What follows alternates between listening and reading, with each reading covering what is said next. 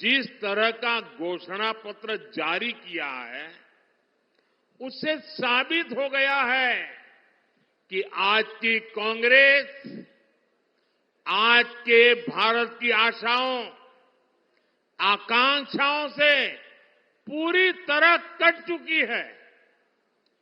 कांग्रेस के घोषणा पत्र में वही सोच झलकती है जो सोच आजादी के आंदोलन के समय मुस्लिम लीग में थी। कांग्रेस के घोषणा पत्र में पूरी तरह मुस्लिम लीग की छाप है और इस मुस्लिम लीग वाले घोषणा पत्र में जो कुछ हिस्सा बचा खुचा रह गया उसमें वामपंथी पूरी तरह हावी हो चुके हैं। कुल मिलाकर कांग्रेस इसमें दूर दूर तक नहीं दिखाई देती है। ऐसी कांग्रेस 21वीं सदी में भारत को आगे नहीं बढ़ा सकती। लेकिन क्यों मोदी जी ने ऐसा कहा? कभी आपने सोचा है?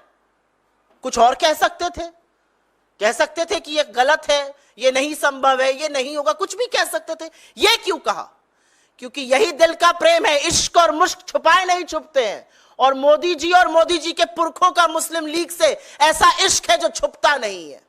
आपको याद होगा 1942 में जब महात्मा के आह्वान पर मौलाना आजाद कांग्रेस के अध्यक्ष थे, सारा देश सड़कों पर था, करो या मरो का नारा था, भारत छोड़ो आंदोलन चल रहा था और ऐसे में श्यामा प्रसाद मुखर्जी बंगाल में, मोदी जी के पुरखे सिंध में, मोदी जी के पुरखे नॉर्थ वेस्ट फ्रंटियर प्रोविंस में मुस्लिम लीग के साथ मिलकर सिर्फ सरकार ही नहीं चला रहे थे, अंग्रेजों को चिट्ठियां लिखकर यह भी सलाह और मशवरा दे रहे थे कि इस आंदोलन का कैसे दमन किया जाए।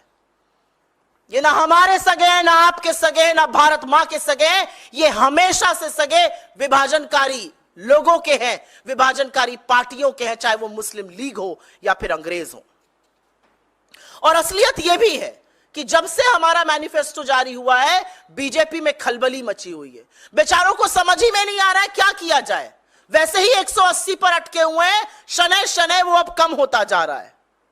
और इसीलिए मैं 1 मिनट में जरूर अपने मैनिफेस्टो का, जरूर अपने न्याय पत्र का जिक्र करना चाहती हूं कि क्यों हमें फक्र है इस पर, क्यों लोग कह रहे हैं कि एक व्यापक दृष्टिकोण है, क्यों लोग कह रहे हैं कि यही देश की तकदीर और तस्वीर बदलेगा।